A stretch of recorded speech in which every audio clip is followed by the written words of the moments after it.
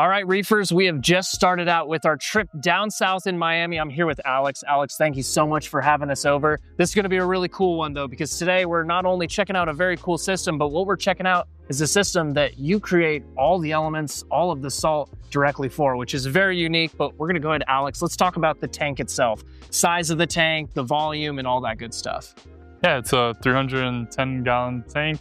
It's 8 feet. And then it's 30 inches, and I believe 30 inches tall also. And then the sump space down below, how big is that? The sump is about an extra 50 gallons down there. So total volume probably like, 360. Okay, and how long has the tank been running at this point? The tank has been running a little over a year. I started in July of last year, so it's like 14 months old now. Very cool. And then what got you into reef keeping in general? How did you start this crazy hobby of reef keeping, and then now with a beautiful tank like this in your house? Yeah, I guess, so I started with freshwater. Okay. A lot of people start off like that. And then after freshwater, I switched to, I believe it was like a 30-gallon long, like saltwater tank.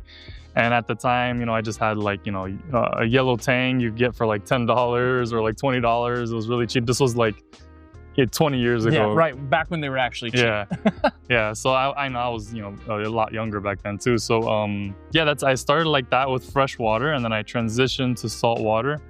And then I actually even worked at a fish store in high school. I worked at a fish store because I would want to get stuff. So I would like work to buy corals and stuff like that. So that's how I started. Very cool. And then the tank itself, usually right off the bat, we like to talk about what's inside the tank. You have a really cool selection of corals and fish. I see some TSA pieces worked throughout, but let's talk about your fish selection you have in here first. Mm-hmm. Yeah, I think so. My fish, it was utilitarian for the most part. So you'll see a bunch of tangs, sailfin, purple tang, unicorn tang, bristle tooth tang, a meta tang. So I have a lot of tangs, so they kind of do a lot of the work.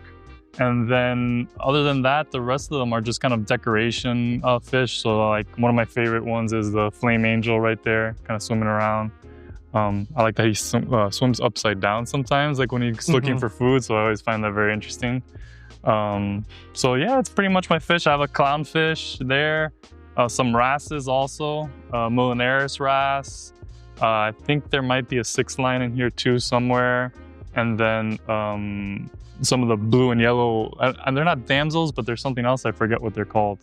But I have a few of those in here too. And some green chromies also. Gotcha. And it seems like, as tanks get a little bit bigger, you're given the space to have a much more robust utilitarian group of fish. Like you said, you have a bunch of really nice tanks. I did have a couple questions though. The flame angel, have you seen him pick at anything before? I know that's some issues and some questions that people have at home with dwarf angelfish in general. Do you see any issues when it comes to them picking at coral at all? No, he's been really good. He's really happy. He'll pick at the rocks and stuff like that, but he doesn't bother any coral. Like if you look at the coral, like they have really long polyp extensions, so you can tell that he's not picking on anything.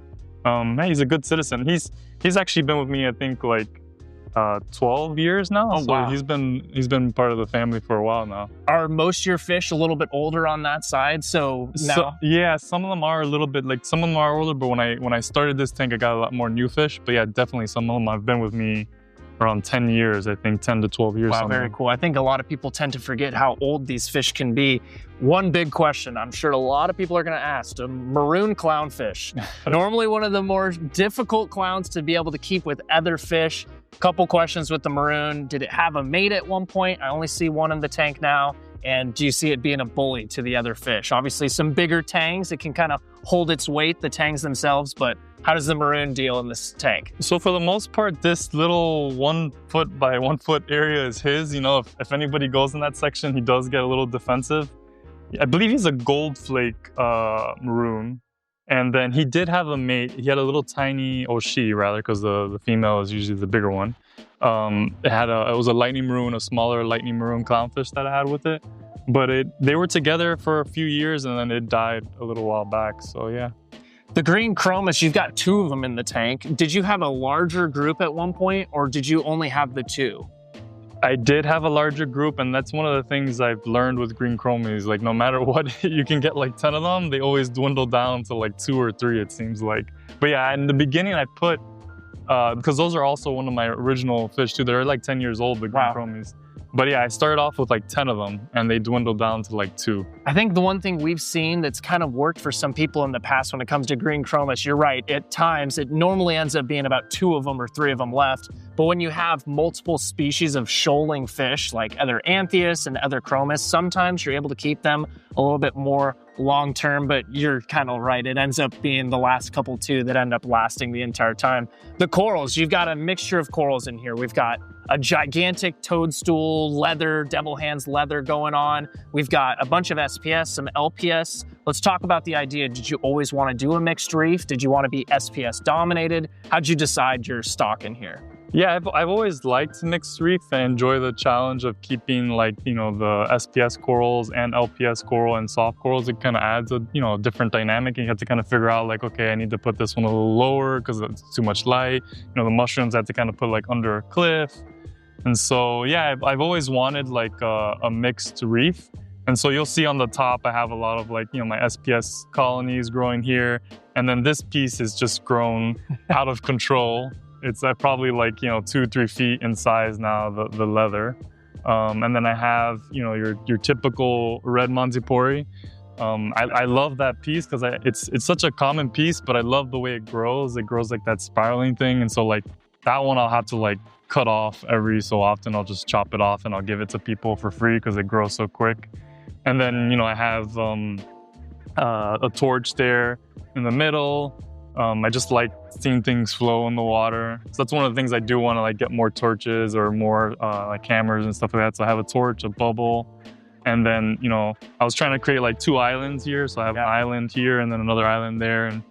And then I have more coral, different type of corals over there. You know, I have some of the LPS pieces, some more mushrooms, and different ganies, like short tentacle ganies. Yeah, so. I saw that up top, the TSA Laffy Taffy that Bernard is really cool. I like the fact that this is a really great example for everybody watching at home, is sometimes they forget that that's like an encrusting, you know, gani. It's not really one that's going to just grow in a ball shape. It's actually going to start encrusting, and that's what it started to do over here in that. So one question I did want to ask, with it being a mixed reef, the fact that you have so many different species of corals in there, do you see there being an issue with coral warfare at all? Are you actively using carbon to try and fight that back? How are you dealing with that? Because I know I'm sure a lot of people at home are going to be curious as they're looking at the tank. All the corals seem really happy. How are you able to maintain, you know, all these different coral species together? Yeah, so there's definitely some coral warfare. So even with the Laffy Taffy that you mentioned over there, you see like it's starting to hit, it's encrusted itself into some of the SPS pieces there, and it's starting to impede. And then if the Setosa over there, you'll see that the LPS, the Favia that I have there, that I believe is the Dragon Soul Favia, at night it gets like these sweeper tentacles that go out a little bit, and so it stung like the Setosa and killed it. So there's some coral warfare. For the most part, I kind of let it be, you know, so I'll go in, I'll frag the pieces. I do use carbon. I change my carbon out like every 2 weeks. And then I'll let some of the coral warfare just happen, because I want to see what kind of takes over, but if it's too much, I'll go in and trim some pieces and then trying to keep it under control. Let nature run its course, right? You've got a sand bed that's kind of shifted to both sides. Is that due to your flow and, you know, fish moving things around at this point where it's kind of separated the sand bed out? Yeah, so it's a funny story. So I really didn't want a sand bed, but my wife wanted a sand bed really bad. So I wanted it to be a bare bottom tank. So I had put the sand all you know, the whole tank. But then, you know, when my mistake was I used too small of a fine grained sand, and then just with the flow, it pushed it all out. And then I would, you know, go in and push it back, and it would just push back. So I just kind of left it like that, the sand. So I try to get some creatures, like I have like some conchs and stuff like that in there that I put in the sand. And then I did have the diamond goby in there too. So yeah. It's funny, right? Sand is one of those unique things where it's aesthetically very pleasing, right? It's the natural look of a tank, having it. I really like sand in my tank, but you have to work on your sand bed. Like you just said, it takes a lot of work. And so with that work comes, like you just mentioned, the conchs, different members of the cleanup crew. What are all your different members of the cleanup crew you're using in this tank here? So there's a bunch of snails in here. You don't really see them now. They kind of hide out during the day, but at night they'll come out. So I have a bunch of snails, different kind of snails, Mexican turbo snails, and then I also have hermit crabs in here. And then I really like using urchins. So I have a ton of urchins here. You can see one on the back wall there. But the urchins usually come out at night. So if you look close, you'll see a lot of them in the rocks and stuff like that. So that's mostly for my cleanup crew that I have. And then the tangs, you know, they eat a lot of the algae off the rocks. So that's what I have for cleanup crew for the most part. Now for feeding the tank itself, we'll get into kind of the elemental side of things here in a second. But when you're feeding the fish, what are you feeding the fish when it comes to food? So I feed them mostly like frozen food. And so I'll feed that usually once a day. And then it'll be different kinds of frozen foods. I have a variety of frozen food, mysis, brine shrimp, spirulina. I just kind of like rotate through like different ones every day of the week. I try to do a different frozen food. But then I have an automatic fish feeder, which feeds like flake food and pellet food. Okay. And that feeds like 3 times a day. Very cool. So you're trying to mix it up for them, give them something new all the time so they're not getting super locked in on one food. Also some nori I put there. Gotcha. But the nori, I don't do it that often just because I feel like they get a lot with the flake food and the frozen. So the nori, I try to do like once a week. I tend to tell people too to lean away from nori at times, unless you have like a very robust, you know, tank and there's enough work to do for the system. But if you feed them too much nori, you're kind of allowing them to not peck away at those rocks and actually do the work that they're supposed to be doing. As for the equipment inside the tank, you've done one of my favorite things in the world. You've kept most of the equipment out of the tank, and I love that. Let's talk about how you ended up choosing all your different, you know, pieces of equipment, and then we can get down below and talk about down low. Sure. You want to start with the lights? Or yeah, we can start with the lights and work our way down. Okay, yeah, so the lights I have on this are Gen 4 Ecotech Radions. I feel like those are like the best lights that they've come out with. I've seen a lot of the other later generations, but this one seems to work like the best whenever I set up tanks because it really penetrates deep into the tank, and so I really like those kind of lights. So I think I have. Well, we'll see later. I think there's about six of them in there. Okay. Of the ones that have the 2 pucks. Gotcha. And then working our way down. So I have some Jabao like power heads. I have 4 of them, the largest ones that you can get basically. So there's 2 on this side, 2 on that side.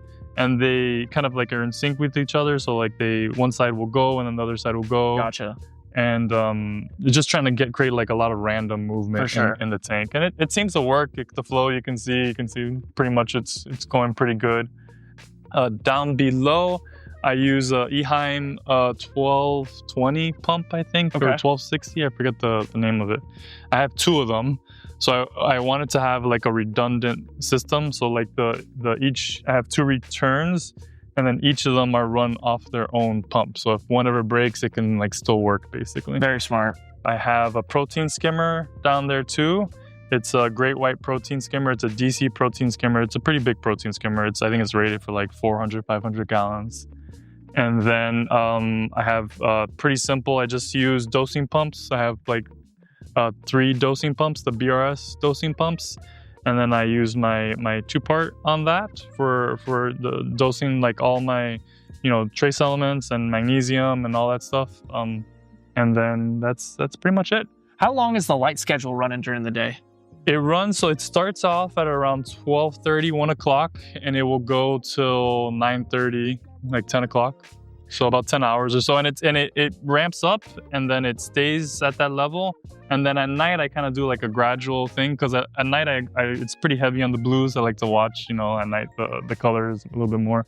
So later in the day, like around 7:30, 8 o'clock, it's like almost all blue. Gotcha. It flips into Gucci mode. That's what I like to call it. Yeah. So you just mentioned, you said your 2-part. So this is something very unique for you outside of a lot of people, right? You know, you made mention off camera that, you know, sometimes this hobby can get a little pricey. Sometimes it can get out of people's means, and you decided to go your own direction with Perfect Corals, setting it up where you could, you know, make your own stuff, right? So let's talk about Perfect Corals in general. Talk about some of your, you know, different things you're utilizing, your additives, and you even said you make your own salt too. Is that correct? Yeah, that's correct. Yeah. Yeah. So really the reason why I did it was because there wasn't much product. So about a year and a half ago, when I started kind of researching like how I wanted to maintain my tank, I knew that pH was a very important part of it. And so my 2-part basically is like a high pH formula. So it's like sodium hydroxide based, but I did make it like very safe, like kind of version of it. And then I have a calcium component also, but the calcium has a lot in it. So the calcium is gonna include your calcium, magnesium, trace elements, amino acids, and then your trace elements. And then the sodium hydroxide, the high pH one for your alkalinity portion, is gonna also increase your pH. So my tank stays usually around 8.2, 8.3 to like 8.4. If I don't use it, I see it go down to like 7.9. And then that's gonna have, all the trace elements. It's gonna have the trace elements in there too. So it doses like everything that your tank needs for the corals. So I have like extra trace elements for, what your typical mixed reef would use. And then that's pretty much it. So that's what I dose and for my tank, and it includes everything, and it works pretty well. And then from there, what I'll do is every 2 months or so, I'll do like 2 to 3 months, I'll do an ICP test. And then with the ICP test, I'll get like, okay, I'm a little deficient on this, or maybe there's too much of this. And so what I'll do is I'll make a custom trace element. So that's something that I offer too, that will include all those things that I'm deficient on. And then I dose that over like a 30-day period. So I'm always trying to like target, my parameters. For the most part, I'm just trying to make sure they're registering like a lot of the trace elements. For sure. I think that's something people tend to forget. They get super complacent with their systems and they don't run an ICP. And I tend to tell people all the time, I think ICPs are super important because then you get to go back and really see those traces you're starting to lack in. When it comes to your numbers though, inside this tank, utilizing your own product, what are the numbers you're shooting for in this system? Yeah, so for alkalinity, 8 DKH, and then calcium, I keep a little bit high. I try to do like 450 to 490. Magnesium, 1300. So potassium, I keep around 400. Nitrates, between 5 and 10. And then phosphates, about I try to keep it between 0.05 to 0.1 ppm on the phosphates. And then, am I missing anything? That's pretty much the major elements where I keep my tank at. So for phosphates, I will run GFO, but I also do a little bit of bacteria dosing. So a lot of people do like, they'll dose carbon, but I try not to do that. So what I'll try to do is I constantly every day will add like a bacteria source. Sometimes I'll use the PNS brand. Other times I'll use a microbacter. I kind of mix it up just to try to have more of a variety in my microbiome. And that also helps lower it a little bit. But with the phosphates, I use GFO, and then what I do is I kind of turn it off. Like, so if I'm getting too low on the GFO, like running through it, then I'll just turn it off. And then if it keeps going up, then I'll bump it back on. Gotcha. These tanks have gotten so smart. You've, said you've been in the hobby for a long time. Obviously, tanks have changed so much in that period of time. I saw down below is either the Mastertronic or the Alkatronic that you've got down there. What are some of the controllers and things you're running down below? Yeah, so I did want to keep this tank pretty simple, but I wanted to have like separation, like a little bit of decentralization, so it wasn't like a single failure point. So I used a little bit of multiple controllers, but I have an Alkatronic, okay, and that's monitoring my alk, and that's testing every 10 hours. And then I have Inkbird to monitor my temperature, and that controls the chiller and the heater in case that needs to come on. And then for my 2-part, I kept it pretty simple. I'm just using like the Wi-Fi adapters basically that turn it on and turn it off. And then I have like float switches for the protein skimmer that will turn off the protein skimmer if it, the poop gets too high basically, so it doesn't like flood everything in here. And then that's it. It's really a pretty simple system. Like I didn't really want to complicate it too much. You've made mention redundancy though, right? Is that something you really wanted to shoot for? It seems like reef tanks, it's super important to have some redundancy, because if you're not, you're kind of banking on one return pump or one heater to kind of run the entire system. I think that's a great point you've made, is redundancy is super key. I have that, so I have 2 of everything. Even so, like everything checks something else. So my Alkatronic, if the alk goes too high, it will turn off like the alkalinity, because it'll be like, oh, something's weird here, I'm gonna turn off alkalinity. So I have that programmed into it. And then the Inkbird has like the redundancy built into it. So I got the one that is like, they can do redundancy with it. And then and then also on the protein skimmer, if for any reason the protein skimmer goes off, like it's not running, I'll get a text alert. So I have like an energy, like it monitors the energy on the protein skimmer. And so it'll say like, hey, your protein skimmer is not using as much power as it usually would. And it'll send me a text alert saying like, hey, you need to check your protein skimmer, which has saved me a couple of times because it's pretty, like protein skimmer is pretty vital. Like if you lose a protein skimmer, your fish are not getting that oxygen. So it's pretty vital. So the protein skimmer does run outside. Like I have it pulling some fresh air from outside. So that's help them bring that pH up as well too. Yeah. And then for maintenance on the tank, what are you doing maintenance wise? Is it a weekly thing, bi-weekly? How are you going about your maintenance? Bi-weekly. So every 2 weeks I'll do a water change with my reef salts. And then I'll clean the tank, clean the glass. Usually I clean the glass with the magnetic cleaner, like, once every 3 days or so. But I'll go in and like actually use a razor, every 2 weeks, and I'll clean it and then do a water change. I do a 50-gallon water change every 2 weeks. And then I'll use that time to also change the carbon and the GFO and anything else that kind of needs maintenance. I'll go in there and look, whatever. The socks, I have the socks. I take the socks out, clean them out. For sure. Every tank is going to have its ups and its downs, right? And so we were kind of talking off camera. We were looking at the clove polyps. You've got a little bit of some clove polyps that have popped up. Talk us through a little bit how you've tried to combat those and dealing with those. Yeah, they're kind of evil in my opinion, but I don't know how they got in the system. For the most part, I QT everything, but even still, your stuff can come in no matter how good your QT process. All it takes is just a little polyp. So yeah, if you look, you'll see like these in some places you'll see the little blue clove polyps. I tried to eradicate them. So there's a paste you can make. It's like a sodium hydroxide paste, and if you put it on the coral, it will kill it. So I actually did that a few times here. I would go through and see anything and just paste it, and it would kill it. It would be gone. But then 3 months later, it'd pop up, and so it's just a constant battle. And then for the rock work, I think I wanted more space where I could put more coral, and so it kind of frustrated me. It still looks nice, but like you were saying, like it's you're always thinking about ways you can improve your tank. So I think if I were to change something, maybe I'd do it more like shelf-like, maybe like a stadium going back maybe a little bit, where I can have more placement for corals. Something a little different. They're always trying to tinker and change things in your tank. You've been in the industry for a long time. You've now turned it into one of your own things, right? Your own little company going on here. If you had a piece of advice to give anyone, I ask this question every single time. Jake Adams used to do it in all of his tank tours, and I like to ask you as well, is what would be a piece of advice? It doesn't have to be just for beginners, but any reef keeper out there, what would be a piece of advice to, help run a system a little bit better? Yeah, I think the piece of advice I would give people is that, at the end of the day, you're taking care of live animals here and aquatic life. I think a lot of people in the hobby rush too much. I've seen people come to me and they'll get fish and they won't even have a tank yet. And so we see it all the time. I think just take it easy, just enjoy it, have patience with it, figure out what works for you, what doesn't work for you.